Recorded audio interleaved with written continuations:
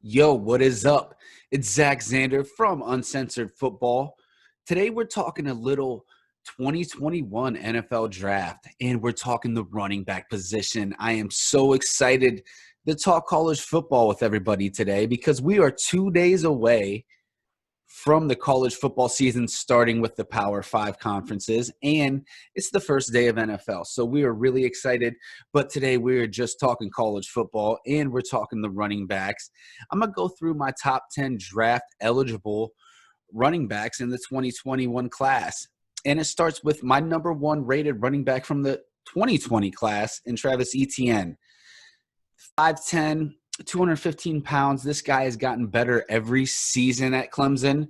His freshman season, he was a little lean, didn't show much power, but was super fast. His sophomore season, he got a little bigger, got a little stronger. And by his junior season, he was murdering people by running him over, along with making a miss and showing that 4.3 speed that made him a superstar. I cannot believe he went back to Clemson. But good for y'all because we get to see him do it all over again against the weak-ass ACC. Yes, Miami plays in the ACC, and they play each other, trust me, because of the new realignment of the schedule. But as a football fan, I cannot wait to see this guy play at the college level. I just hope he doesn't get too burnt out. I mean, this guy has started since his freshman year, but he is still dynamic. Still the fastest running back in this class, along with last year's class, and is going to be a top 50 pick. So he is by far the number one rated running back, and he should be everybody's number one rated running back. The second guy, I was also surprised he came back. Najee Harris, 6'2", 230-pound workhorse of a running back that really has low miles. I thought he could have went into the 2020 draft, maybe went in the late second, early third round, and had almost 0 miles on him. He was never really a huge volume guy at Alabama until his junior season, and he still shared the ball.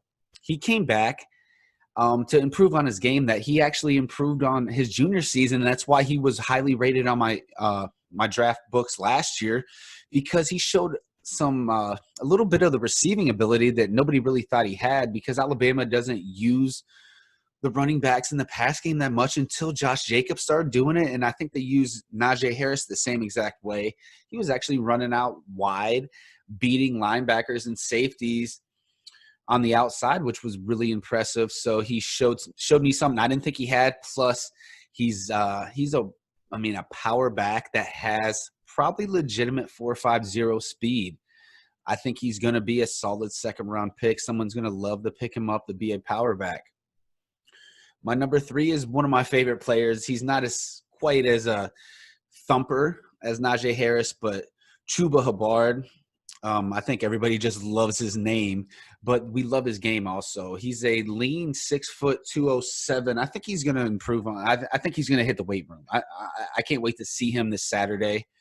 If he put on a little bit of muscle. Oklahoma State is one of the most intriguing teams. I think Chuba is a huge Heisman player to consider, that maybe not an Alabama or an SEC team that usually wins it. It's usually whoever's rated number 1. Oklahoma State could have a sleeper season, but Chuba, I think, is going to put up some huge numbers, and he has some great NFL stock, and he also came back. He could have entered 2020. I think everybody saw the amount of running back skill that was in the 2020 position, and maybe some players made a business decision and just wanted to go back, maybe get the degree. I respect it anyway, but Chuba can fucking ball out, and I can't wait to see him this Saturday with I compare him to almost maybe a poor man's Todd Gurley. He's not quite as big, maybe a little bit faster. This guy in the open field, I can't wait to see him run a 40 at the combine. It could be sub 4.4. weighing over, well over 200 pounds. So that's something to say. Now, after that, I think everybody's going to have those 3 guys in some sort of an order, most likely.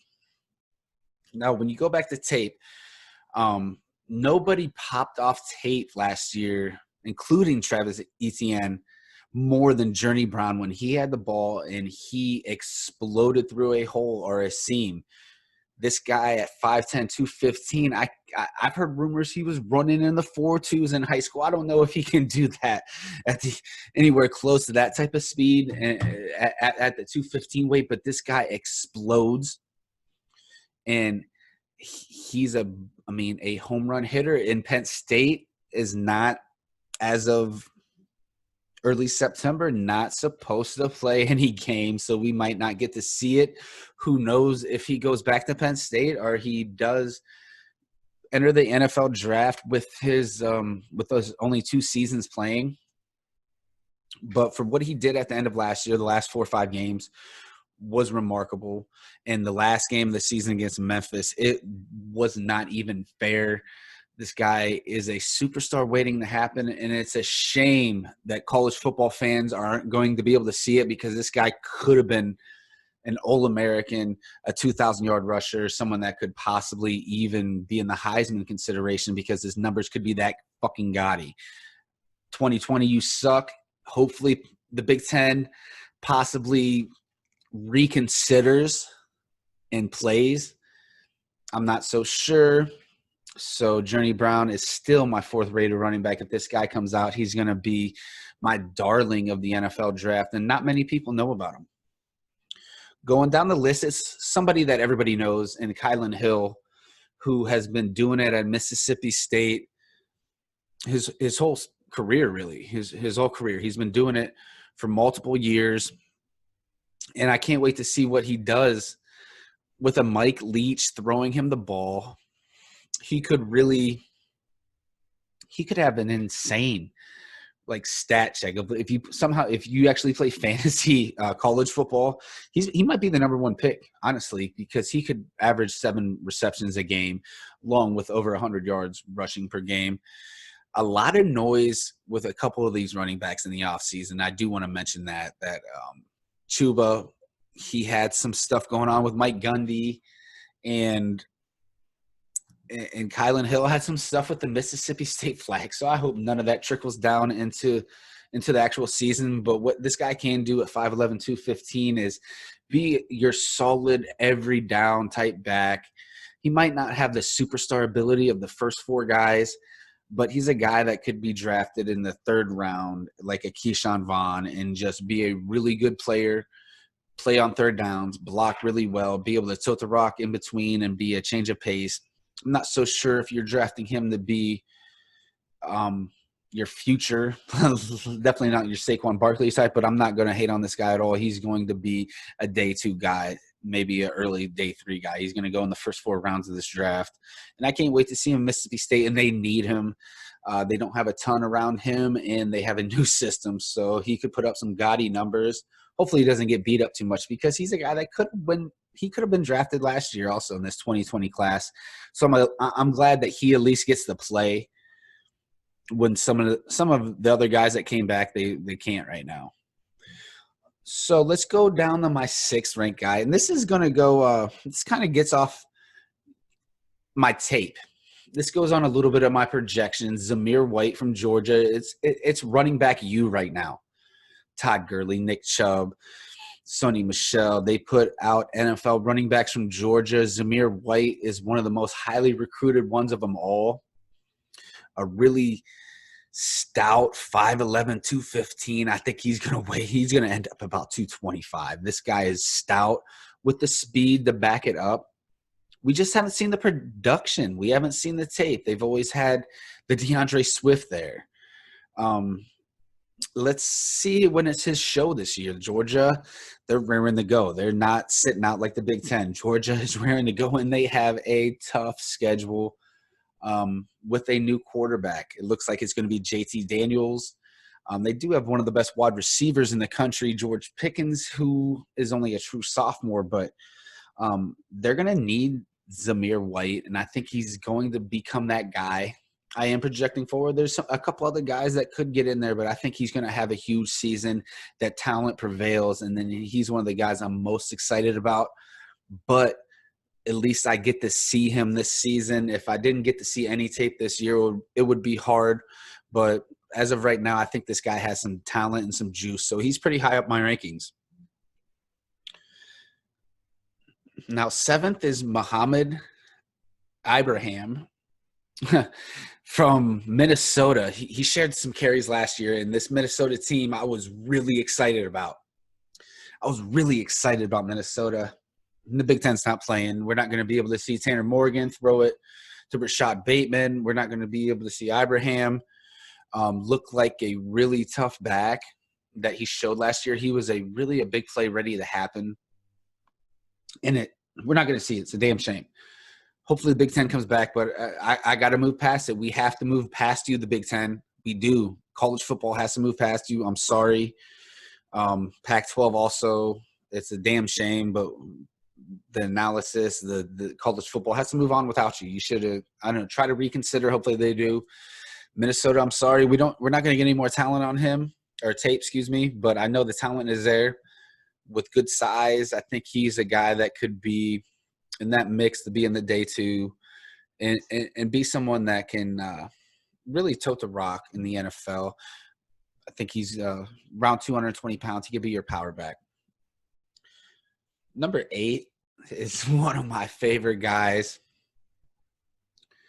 Demetric Felton, and he's not really. I can't really consider him a running back, but he's probably going to be a running back in the NFL. He's more of a slot running back at UCLA. They put him everywhere, but he's a playmaker. He's basically Tariq Cohen, and he's that dynamic. That's the perfect skill set. He's not as big. Or excuse me, Tariq Cohen is not as big as him, but he's a guy in the open field you do not want to see. I'm not sure he's like an offensive weapon, but he's probably going to be listed as a running back in the NFL. So I have him as my number 8, and just put him in the slot, put him as your kick returner. He's dynamic. We're not going to be able to see. Let's go back to that 2019 UCLA tape. It's not a pretty watch at all times with their offense, but at the end of the season and the games that UCLA was playing well, Felton was the player that just jumped off of film in the open field. He's a problem. So let's round it out. CJ Verdell is my 9th running back. I'm not in love with him. A lot more people like CJ Verdell than me. He's an elusive guy. I don't see him finishing enough runs. I don't see him with, superstar speed. He's not beating Journey Brown in a foot race. I guarantee you that one. He's just not. He's 5'9", 205, and I think he's kind of maxed out his body to keep that speed. And we're not going to see Oregon play. We're not going to get any more tape on him. He had some pop games. He had some games where he didn't show up. I'm worried about him being physical enough to play in the NFL. He's a little bit down my list probably than some others. I know some people really like him. He's a little bit more down. I think he can play in the NFL, but more of a scat guy. My 10th and final guy of this video right now is going to be Rakeem Boyd. Just kind of a straight up power guy. I'm not in love with him. I think this is going to be terrible for some running backs that kind of emerge out of nowhere, like your Clyde Edwards-Helaire, like emerged out of nowhere. He wouldn't have been a first-round pick if he didn't play in 2019. There's not a chance he gets drafted, more than likely, and he ended up going to the Super Bowl champion Kansas City Chiefs, and it's crazy that some of these guys aren't going to be able to play. Rakeem Boyd will. And not to throw him to the side, I think he can play in the NFL. Kind of a taller, lean back. If he can put on a little bit more muscle to get behind himself, he can do some things. He's elusive enough, and with his size and his speed, I think he can be a productive guy, probably a 4th, 5th round pick in the 2021 draft. All right, again, I'm Zack Zander. This is the 2021 draft stock report, and hit us up on Facebook, Twitter, Instagram, all the podcasts. We're everywhere. Thanks a lot for tuning in.